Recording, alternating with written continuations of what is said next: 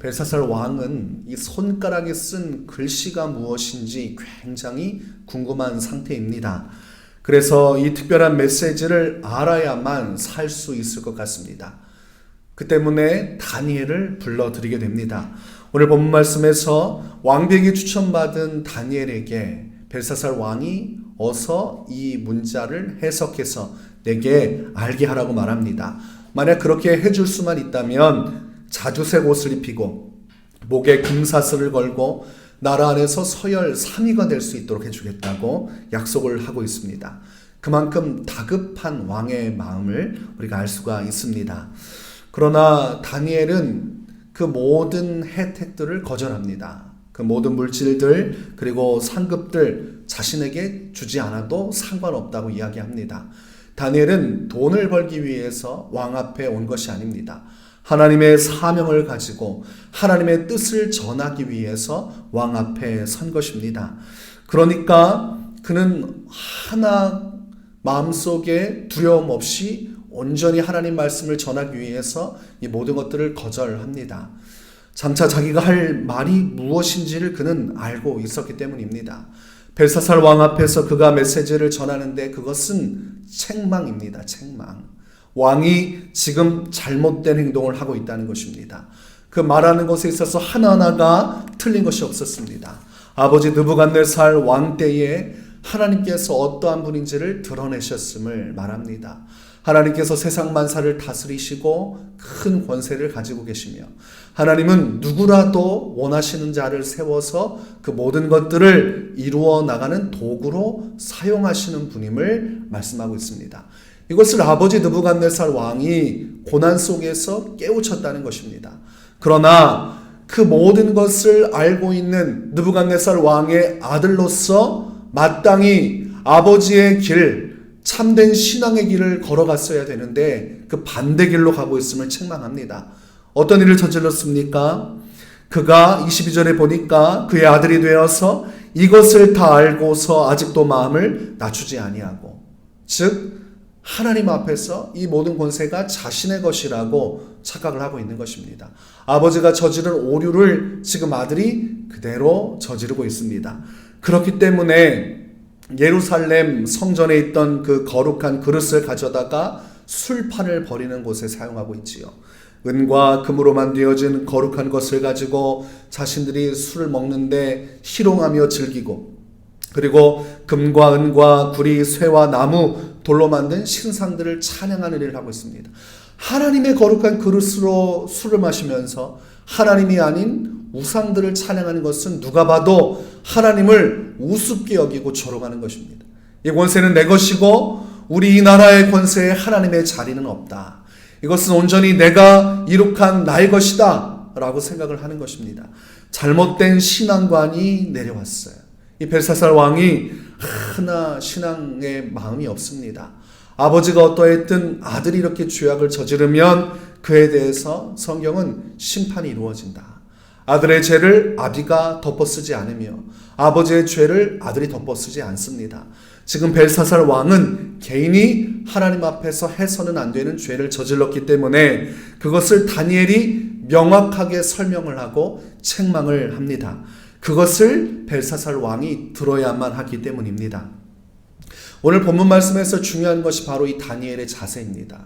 왕 앞에서도 굴복하지 않고 하나님의 말씀을 증거했다는 것입니다. 사람들은 권세자 앞에 서면 벌벌 떱니다. 그리고 해야 할 말도 하지 못합니다. 특히 전도하라고 하면 더 전도하지 못하죠. 하나님의 말씀을 대언하라고 하면 주저주저 할지 모르겠습니다. 그러나 다니엘은 아버지 느부갓네살 왕 때부터 그 아들에 이르기까지 한결같습니다. 사람이 누구이든 그 앞에서 타협하지 않고 하나님의 말씀이라면 그것이 무엇이든 전하는 자입니다. 왕일지라도 잘못한 것이 있으면 책망할 수 있는 사람입니다. 우리가 신약의 인물 중에 비슷한 사람을 찾으라고 하면 세례 요한을 들 수가 있습니다. 세례 요한도 헤로드 왕 앞에서 굴복하지 않고 하나님의 말씀을 전했던 자입니다. 동생의 아내를 취하는 것이 죄라고 말할 수 있었던 사람, 자기의 목숨이 위협을 받을지라도 굴복하지 아니하였던 사람이 바로 세례 요한입니다. 우리가 신앙생활하면서 이 신앙을 본받아야 됩니다. 나 또한 다니엘처럼 살리라. 하나님의 말씀이라면 그것이 무엇이든 전하는 자가 되고 그 말씀에 순종하는 자가 되고 사람을 번갈아가면서 사람에 따라 말을 바꾸는 사람이 되지 않겠노라. 우리의 기준이 하나님이 되면 사람 가리지 않고 진실된 말씀을 전하고 진실된 신앙을 하게 되지만 우리의 신앙이 사람 중심이 되면 사람에 따라 말이 바뀌는 것입니다. 길거리에 지나가면 여러 가지 것들 이렇게 나눠주는 유인물이지 않습니까? 근데 참 신기한 것은 제가 지나가면 사람들이 잘 주려고 하지 않습니다. 두려운가 봐요. 지나가다가 만만하면 나눠주고 아니면 멀찍이서 어떻게 해야 될지 몰라서 괴로워하고 고민하고 그러다가 주기도 하고 또 안 주기도 하고 이런 것들을 보게 됩니다. 사람 기준으로 행동하면 그렇게 주저하게 되고 고민하게 되지만 하나님의 신앙이 들어오면 왕 앞에서도 담대할 수 있는 것입니다. 즉 다니엘은 하나님 중심의 사람이었다. 하나님께서 나를 어떻게 보시는지, 내가 지금 하나님 앞에서 어떠한 모습으로 서 있는지가 중요한 사람이었기 때문에 세월이 흘러도 변하지 않았고 왕이 바뀌어도 변하지 않았고 어떤 환경 속에서도 변하지 않았다는 것입니다.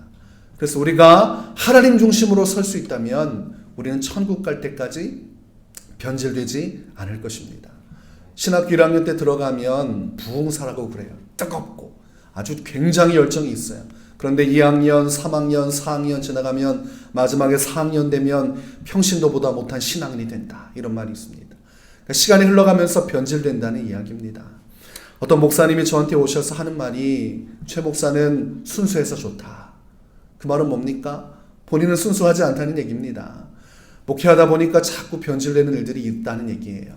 그것을 스스로도 알지만 여전히 내가 이렇게 살면 안 되지만 자꾸 세월에 따라 목회자도 자꾸 변질될 수 있다는 것을 이야기합니다. 과거 오카른 목사님께서 살아생전에 큰 대회가 있을 때 이 100주년 대회 속에서 메시지를 전한 것이 있는데 그것은 목회자들에 관한 것이었습니다. 하나님의 말씀을 온전히 전해야 하는데 우리가 그 역할을 감당하지 못했다는 겁니다. 사람들 앞에서 회개해야 된다. 말씀대로 살지 못하는 믿음은 구원을 확신할 수 없는 믿음이다. 죽은 믿음이라는 것이죠. 그런 설교를 한번 했더니 회중들이 아주 차가운 반응을 보이더란 겁니다.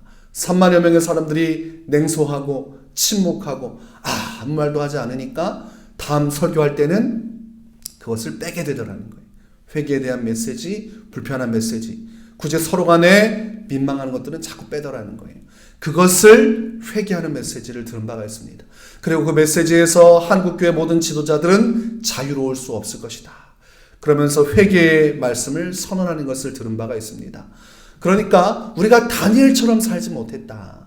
자꾸 사람 중심으로 눈치를 보다 보니까 복음이 변질되었다. 그것을 회개하는 것이죠. 오늘 우리가 하루를 살아갈 때도 우리의 마음의 중심을 살펴야 됩니다. 내가 사람 중심으로 살고 있는가? 하나님 중심으로 살고 있는가? 내가 무언가를 선택할 때 사람 눈치를 보고 있는가? 하나님 눈치를 보고 있는가?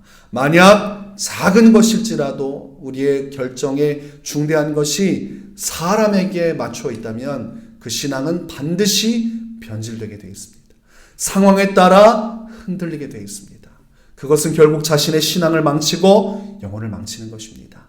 오늘 하루 살아갈 때 우리 안에 다니엘의 심령이 있기를 원합니다. 그래서 항상 기도하실 때 주님, 우리가 사람 중심이 아니라 하나님 중심으로 살게 하시고 그 안에서 부끄러움이 없이 복음도 전하고 하나님의 뜻을 전할 수 있는 다니엘과 같은 사람이 되게 하여 주십시오. 이 간구 속에서 굳은 심지를 가지고 주 앞에 온전히 서 믿음의 역사를 이루어 나가시기를 주의 이름으로 축원합니다.